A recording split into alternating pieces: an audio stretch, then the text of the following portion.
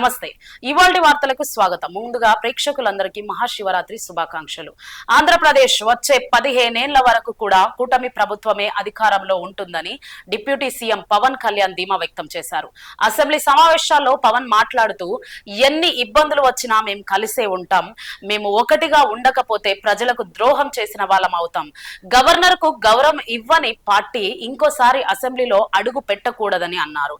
అలాగే వైసీపీ ప్రతిపక్ష హోదా ప్రజలు ఇస్తేనే వస్తుందని పవన్ పేర్కొన్నారు. గౌరవ ముఖ్యమంత్రి గారికి నన్ను ఇబ్బంది పెట్టి చాలా మంది చాలా రకాల వ్యాఖ్యలు చేసినప్పటికీ కూడా మేము ఎందుకు బలంగా కలిసి ఉంటాం అనడానికి ఇది వారి గురించో నా గురించో లేదంటే లోకేష్ గారి గురించి ఇంకెవరి గురించే కాదు. ఇది we have committed for people అధ్యక్ష. మేము ఆంధ్రప్రదేశ్ ప్రజల కోసం మేము నిలబడి ఉన్నాం అధ్యక్ష. ఇబ్బందిగా ఉంటాయి కొన్ని కానీ సంకీర్ణ ప్రభుత్వం కలిసి లేకపోతే మటుకు ప్రజలకి మేము ద్రోహం చేసిన వాళ్ళం అవుతాం అధ్యక్ష. ఎట్టి పరిస్థితుల్లో కూడా అధ్యక్ష మేము మీకు మాటిస్తున్నాం, ప్రజలకు మేము మీ ద్వారా మాటిస్తున్నాం.